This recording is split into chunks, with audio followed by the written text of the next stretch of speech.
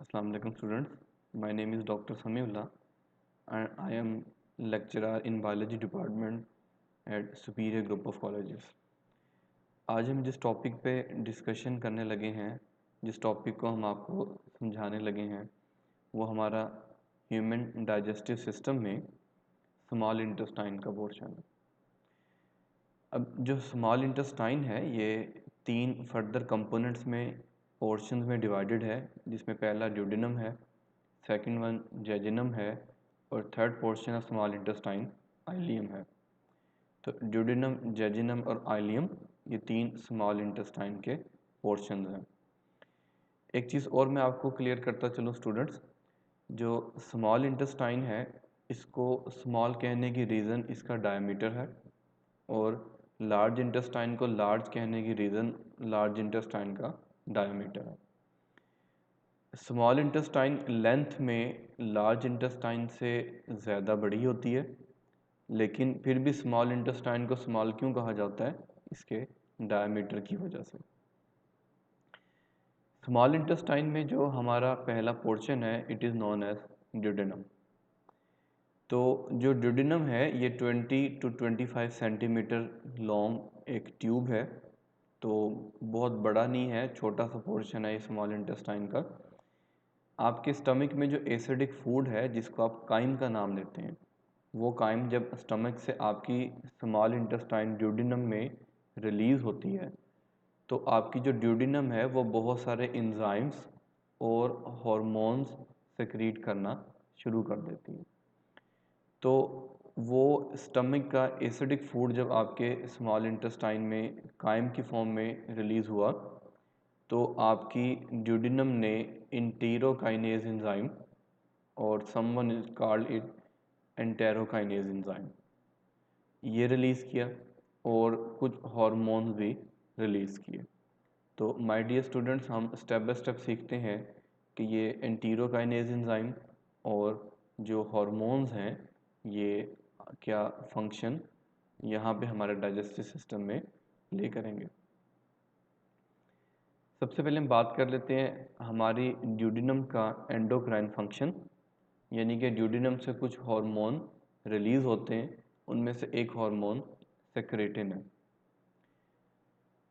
My dear students, as you remember कि हमारे stomach से भी एक हार्मोन रिलीज़ होता है जिसको हम गैस्ट्रिन का नाम देते हैं, वो आप प्रीवियस लेक्चर्स में पढ़ चुके हैं। यहाँ स्मॉल इंटेस्टाइन में जो हार्मोन रिलीज़ हो रहा है ये सेक्रेटिन है। ये सेक्रेटिन हार्मोन तब रिलीज़ होगा जब आपके स्टमक से फूड काइम की सूरत में आपकी ड्यूडेनम और स्मॉल इंटेस्टाइन में आएगी और स्मॉल इंटेस्टाइन फिर सेक्रेटिन हार्मोन रिलीज़ कर देगा। सेक्रेटिन हार्मोन स्मॉल इंटेस्टाइन से ब्लड के थ्रू ट्रैवल करता हुआ लीवर और पेंक्रियास पर जाएगा और लीवर और पेंक्रियास की जो सेक्रीशंस हैं उनको एक्टिवेट करेगा।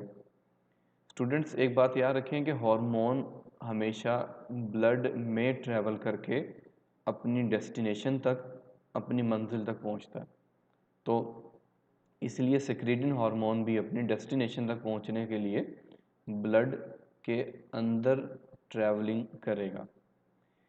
जब ये ब्लड के थ्रू लीवर और पेंक्रियास तक जाएगा तो उनकी सेक्रीशंस को बढ़ा देगा, जैसे लीवर से बाइल और पेंक्रियास से पेंक्रियाटिक जूस, जबकि जो आपके स्टमक की सेक्रीशंस हैं, गैस्ट्रिक सेक्रीशंस हैं, उनको रिड्यूस कर देगा, क्योंकि फूड अब स्टमक से स्मॉल इंटेस्टाइन ड्यूडेनम में आ चुकी है। तो इसलिए देखा जाए तो स्टमक का अब कोई रोल फूड के लिए ज़्यादा नहीं है, इसलिए अब स्मॉल इंटेस्टाइन अपने एक्शंस को, अपने फंक्शंस को स्टार्ट करेगी। My dear students of Superior Group of Colleges, हम यहाँ पे देखेंगे कि ड्यूडेनम के साथ कुछ एसेसरी ग्लैंड्स भी अटैच हैं, जिसमें से सबसे पहला ग्लैंड है या ऑर्गन है लिवर। लिवर एक सिक्रीशन प्रोड्यूस करेगा which is known as bile. ये बाइल लिवर से सिक्रीट होके आपके गाल ब्लडर में, जिसको हम उर्दू में और आम ज़ुबान में पित्ता भी कहते हैं, उसमें आके स्टोर हो जाएगा और जब भी आपको इस बाइल की नीड होगी तो यहाँ से जो स्टोर्ड बाइल है वो आपकी ड्यूडेनम में आके रिलीज़ हो जाएगा। स्टूडेंट्स, इसके साथ ही आप देख रहे हैं पेंक्रियाज, ये इसको उर्दू में लबलबा भी कहा जाता है। तो जो पेंक्रियाज है ये पेंक्रियाटिक जूस रिलीज़ करता है। ये पेंक्रियाटिक जूस आपके पेंक्रियाटिक डक्ट के थ्रू आपकी ड्यूडिनम में ही आके रिलीज़ होगा। स्टूडेंट्स, आप देख सकते हैं कि आपका जो बाइल जूस है और जो पेंक्रियाटिक जूस है वो एक कॉमन ओपनिंग के थ्रू आपकी ड्यूडिनम यानी कि स्मॉल इंटेस्टाइन में रिलीज़ होंगे, ठीक है। और इसी तरह आपका जो ये एसिडिक फूड है, स्टमक में एसिडिक काइम है, ये आपके स्टमक से ड्यूडिनम स्मॉल इंटेस्टाइन में आके रिलीज़ होगा। तो ड्यूडिनम में सारी सिक्रीशंस और फूड इकट्ठे होंगे। हम ये करते हैं कि हम इनको एक एक करके डिटेल स्टडी करते हैं। सबसे पहले हम पेंक्रियाज को स्टडी कर लेते हैं।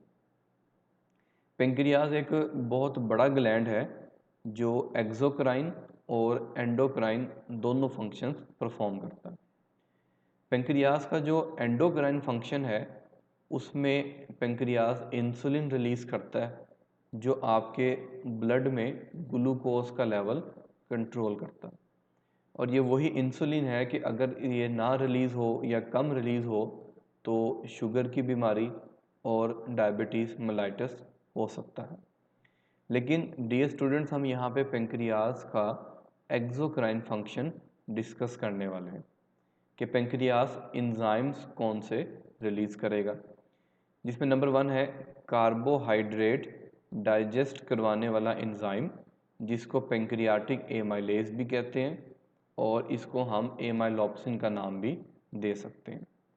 ये आपकी फूड में जो प्रेजेंट पॉलीसेकेराइड्स हैं जैसे कि स्टार्च और ग्लाइकोजन, ये इनको कन्वर्ट करते हैं, डाइजेस्ट करते हैं इनटू माल्टोज, और माल्टोज एक डाइसेकेराइड का नाम है।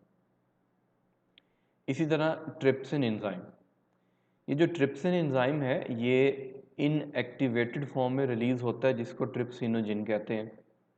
और ये ट्रिप्सिनोजिन एक्टिवेट कैसे होता है? बाय एंटीरोकाइनेज एंजाइम, जो कुछ लम्हात पहले आपने ड्यूडिनम में पढ़ा कि ड्यूडिनम से एक एंजाइम रिलीज़ होता है एंटीरोकाइनेज।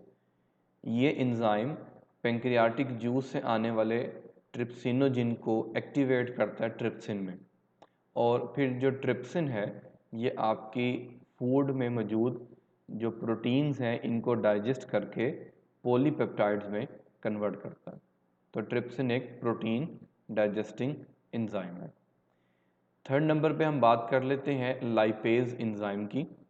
आपकी फूड में फैट और लिपिड्स यानी कि चिकनाई और चर्बी, इसको डाइजेस्ट करने के लिए एक लाइपेज एंजाइम पेंक्रियाटिक जूस से रिलीज़ होता है जो फैट्स को, चिकनाई को डाइजेस्ट करके फैटी एसिड और ग्लिसरॉल में कन्वर्ट कर देता है।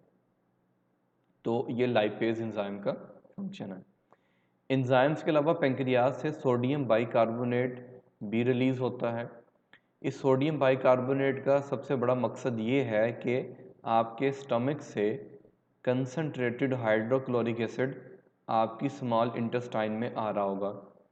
तो स्मॉल इंटेस्टाइन में ये जो सोडियम बाइकार्बोनेट पेंक्रियाटिक जूस से आएंगे ये आपके स्टमक में आने वाले हाइड्रोक्लोरिक एसिड को न्यूट्रलाइज कर देंगे और उसको ख़त्म कर देंगे। ये इसलिए ज़रूरी है कि स्मॉल इंटेस्टाइन के जो एंजाइम्स हैं वो एसिडिक मीडियम में काम नहीं करते, क्योंकि इन एंजाइम्स की जो ऑप्टिमम पीएच है, ये जो जितने भी आप एंजाइम्स पढ़ रहे हैं इनकी ऑप्टिमम पीएच बेसिक है या अल्कलाइन है। इसलिए स्मॉल इंटेस्टाइन में हमने अल्कलाइन और बेसिक पीएच रखने के लिए सोडियम बाइकार्बोनेट जो पेंक्रियाटिक जूस से आते हैं इनको इस्तेमाल करते हैं कि पीएच बेसिक और अल्कलाइन रहे। My dear students of Superior Group of Colleges, अब हम पेंक्रियास के बाद लिवर के टॉपिक पर आते हैं। लिवर एक हमारा एब्डोमेन में मौजूद बहुत बड़ा ग्लैंड है, ऑर्गन है, जो कि डाइजेस्टिव सिस्टम के लिए बाइल की सिक्रीशन करता है। ये बाइल कुछ देर के लिए गाल ब्लडर में, जैसे कि मैंने आपको बता चुका हूँ कि इसको पित्ता भी कहते हैं, उसमें स्टोर हो जाता है और जब इसकी नीड होती है तो ये आपके ड्यूडेनम स्मॉल इंटेस्टाइन में रिलीज़ हो जाता है। बाइल में दो बेसिक कंपोनेंट्स मौजूद हैं जिनका हम यहाँ पे जिक्र करेंगे।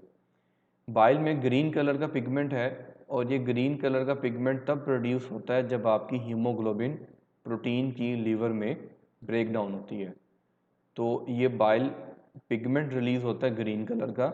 लेकिन याद रहे कि बाइल में कोई ऐसा एंजाइम नहीं होता जो फूड की डाइजेशन में हेल्प कर सके। बाइल में जो दूसरा कंपोनेंट मौजूद है इसको बाइल साल्ट का नाम दिया जाता है। ये बाइल साल्ट आपकी फूड में जो फैट्स हैं इनकी इमल्सिफिकेशन करता है। इमल्सिफिकेशन से हम ये मतलब लेते हैं कि फैट्स को छोटे ड्रॉपलेट्स में ग्लोब्यूल्स में ब्रेक डाउन करना और फिर फैट्स को इस तरह से केमिकली मॉडिफाई कर देना कि वो पानी में सोलूबल हो जाएं, ताकि फिर वो जो लाइपेज एंजाइम है वो उनको डाइजेस्ट कर सके। डियर स्टूडेंट्स, एंजाइम हमेशा एक्वस मीडियम में काम करेंगे, तो एक्वस मीडियम में फ़ैट नहीं स्टे करेगी, तो फ़ैट को एक्वस मीडियम में सोलूबल करने के लिए हम इसकी इमल्सिफिकेशन करेंगे और हम इसको ब्रेक डाउन करेंगे बाइल साल्ट के थ्रू।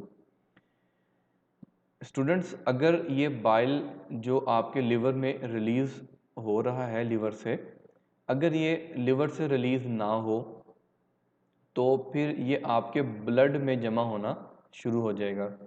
तो जब ये बाइल इंटेस्टाइन में रिलीज़ होने की बजाय ब्लड में इकट्ठा होना शुरू हो जाए तो इसको हम जॉइंडिस और यरकान कहते हैं। इसमें आप देख सकते हैं कि पेशेंट की जो आइज़ हैं वो पेल येलो हैं और जो स्किन का कलर है वो भी येलो है। अब क्या रीज़न है कि जो बाइल इंटेस्टाइन में रिलीज़ नहीं हो पाता? इसकी रीज़न है गाल स्टोन, जिसको हम आम ज़ुबान में पित्ते की पत्थरी भी कहते हैं। इस स्टोन की वजह से आपका जो बाइल है वो इंटेस्टाइन में रिलीज़ नहीं होता, बल्कि वो लिवर में ही पड़ा रहता है और वो आपकी ब्लड में जाना शुरू कर देता है, जिसकी वजह से हमें जॉइंडिस और यरकान भी हो सकता है।